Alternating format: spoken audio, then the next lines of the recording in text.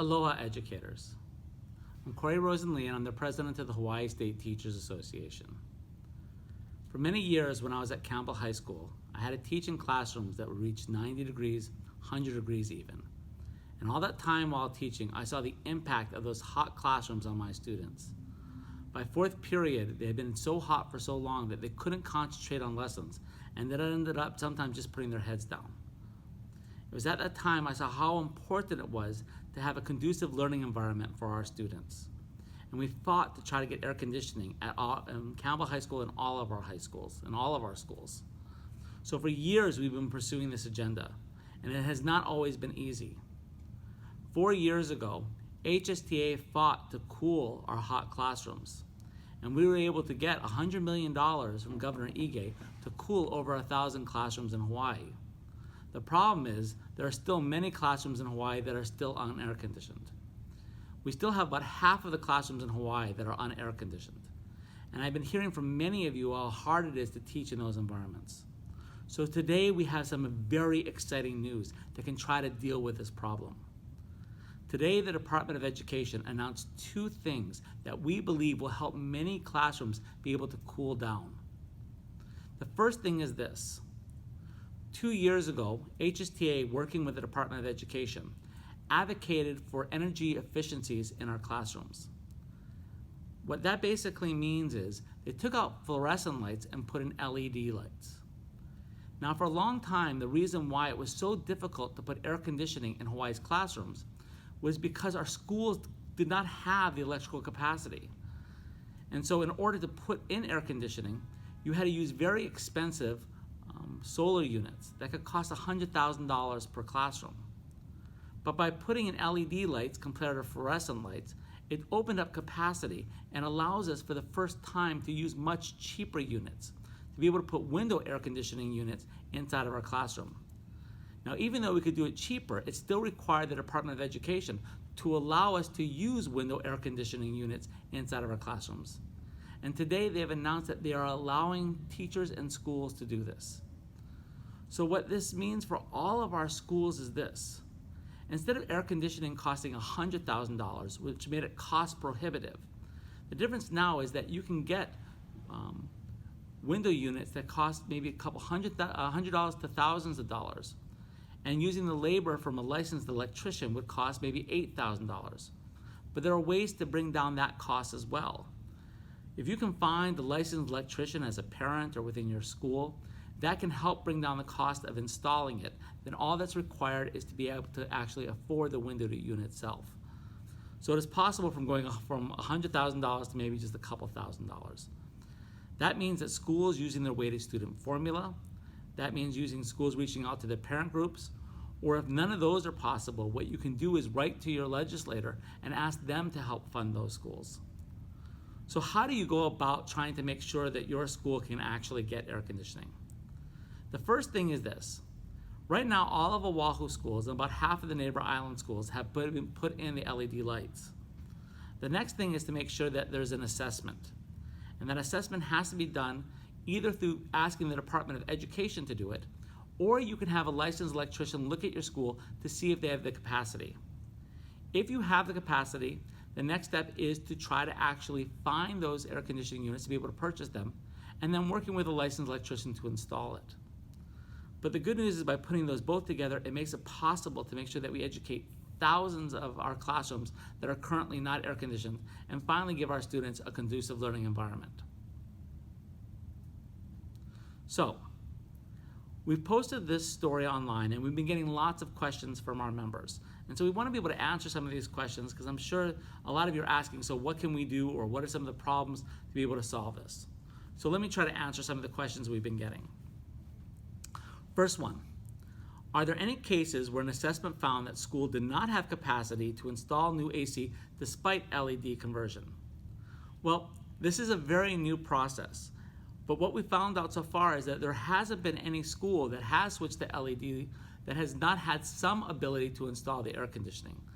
Now, there are going to be some schools where they may be able to have more capacity to install some air conditioning, but won't have it for every single classroom. Now, for situations where you have a school where some classrooms can be done and others can't, what do you do with those classrooms that cannot be done? Well, those classrooms can cost a lot more money. But our hope is that if we can bring down the cost for some classrooms, and there's just a few classrooms that are expensive, those may be able to get funded. Next comment. Thank you. This is great information for all schools at stages of their ability to invest in AC for our students. Well, you're welcome, and it's taken a lot of work from a lot of our members to be able to do this. A lot of our teachers have gone down to testify at the Capitol, to talk to our legislators to make this happen. So I want to thank all of those teachers that worked so hard to make sure that we can finally get to this stage of putting air conditioning in many of our classrooms. And while it's still a fight, it's bringing us a lot closer to that eventual goal. Next question. I love to publicize this at my HSTA DOE meeting today. Okay. What role did HSTA have in this breakthrough in developments, or was this something that DOE was already working on? To the first question, I love to publicize this. Please do. One of the biggest goals we have in this project is to empower schools and teachers to be able to put air conditioning into our classrooms, something that could not have been done before. And so if you can work with your fellow teachers to advocate for these things, that's a great step. And just to reiterate, we also ask you to work with your principals. The principals are the ones that can ask for the assessments of their schools, and they can also potentially work with you to find the funding. So this has got to be a collaborative effort. The next part of the question, what role did HSTA have itself in this breakthrough in developments? This has been a long-term project that we've been working on. 4 years ago, we were able to get $100 million to air condition our classrooms. 2 years ago, we worked with the Department of Education to get funding for the energy efficiencies. And so we're happy to finally see this get to fruition where they're putting the LED lights into our classrooms. Okay, next question. What does, in quotation marks, schools that have the capacity to install air conditioners mean? Schools that don't have the capacity will still suffer. So first step again is to make sure that you work with your principal to get an assessment at your school or to find a licensed electrician that can see if your school has the capacity. So the capacity is to see whether your school can install more air conditioners.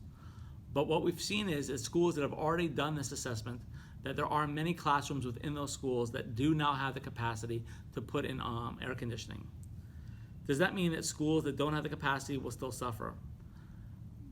No child should be in an environment where it's difficult to learn or that it's very hot. And it's still going to be our goal once we've gone through this project to see how many classrooms are still left over that were not air conditioned. And those classrooms are much more difficult, whether the building doesn't have the capacity, it requires trenching in order to get the electrical capacity to that classroom, are things that all cost a lot of money. But we're hoping that if we can bring down the cost for many of our classrooms, that will just leave some classrooms that are the more expensive, and then we can try to get those funded as well. Next question. Okay. The poster wrote, I love the depth of the detail in the story and the next steps advice you offer to teachers. Great work. I want to thank our communications team that worked very hard on this, also working with the Department of Education to get this information out there. If you find out that during this Facebook broadcast that there's still some information that you did not get, you can post your questions below and we can try to answer them. Also, what you can try to do is to look at this great in-depth article, and we put a lot of details in there as well. We've also posted some of the schools that already have their assessments in there, so you can check to see if your school has already had the assessment. Next question. The ability to install window AC depends on the outcome of the electrical assessment. What are the next steps if our school is found not to have the capacity to handle AC installments? Well, first we hope that your school does have some. But if you're found out that your school does not have the capacity to take the AC, there are still steps that you can take. Throughout this entire process, we want you to engage your local legislators. Local legislators every single year are asked what type of projects in their areas they want to be funded by the legislature. And whatever the top priorities are, a lot of times those get funded. So one of the things we'd like you to do is to reach out to your legislator to talk about your hot classroom and to see how that could potentially be funded. We've seen in the past that sometimes working with legislators, we are able to solve some of our facility needs. Next statement. Yay, any progress is good progress. Now we got to get the funds to get them. Yes, absolutely. This is a first step. Just because we've brought down the cost, made sure that we have the capacity, doesn't mean that the funds will be there. But also doesn't mean the funds are not there. What we've seen is some schools have worked with parents groups or community groups to install the air conditioning. Some schools have used the funding that they already have using their weighted student formula or other funding. But for some, that may not be any answer. A great civics lesson always to use is have your kids grab out and write a letter to a legislator to talk about what the issues are important to them. And on a hot day in a classroom, I can have a guess what many of them might say. Next question. If the school has money in the budget and will do it, this is not the state or the DOE funding air conditioning. It's the DOE making it easier for others to pick up the slack.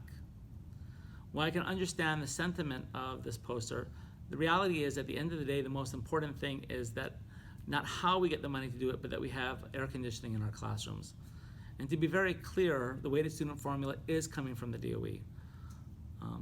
Throughout this process, I want to say that the DOE has been a partner working with HSTA and taking the steps to both do the assessments, to bring down the cost, and to allowing window units is a huge movement from the DOE in order to make sure that we can finally solve this problem.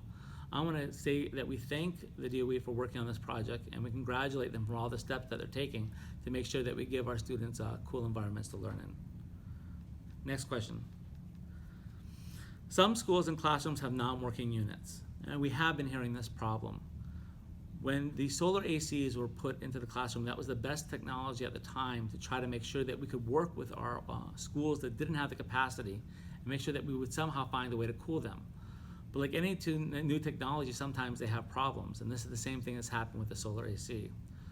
We've got to continue to advocate that these classrooms that have these broken units get the funding that they need to repair them. For those teachers, I know the difficulty they must be facing, because in order to use these air conditioning units, they actually seal the classrooms and couldn't use the windows, making it even hotter. We totally sympathize, and we gotta find a way to make sure that we fund these classrooms to make sure we repair these units. Next question. Where can we find out who our school's administrative school assistant is? Throughout this process, we do not expect teachers to be electricians. We don't expect them to be administrators. One of the first and best things you can do is to contact your administrator, ask if your school has had an assessment, and ask them to work with the administrative school assistant. We're not expecting teachers to do everything throughout this process. Next question. Does CIP funding originate in the House, Senate, or either? The person was just wondering which legislator to contact. Funding bills can be in the House or Senate, so we would ask that you reach out to any local legislator in the state House or the state Senate to work with them to try to get the funding. This teacher wrote, please, please, please, I need AC in our classroom. I absolutely agree. We know that you need AC in your classroom. Our students need AC in the classroom, and this is a great step moving forward in trying to achieve that goal. Another person wrote, move the first day of school to September, simple. I've heard this comment a lot from teachers. Why do we start school in one of the hottest months of the year? The problem is, in the mainland, a lot of times what they do is they start their summer at the end of June, which means that June is a very hot month. And even if we started in September and October are hot months. And if we tried to use the entire summer, we'd have to cut out fall break, winter break, and spring break. There's no easy solution to be able to solve this problem. The best answer is what's required in many businesses and other places, that we actually have air conditioning to bring down the heat and make it a conducive learning environment. So I want to thank all of you for all the hard work you've done. This is great news in trying to help our students. I would encourage you that if there's questions that you still don't have answered, please look at the email that we sent out or the Facebook story that we posted, or if you still don't have those answers, please write your questions in the post below and we'll try to answer them. Thank you so very much.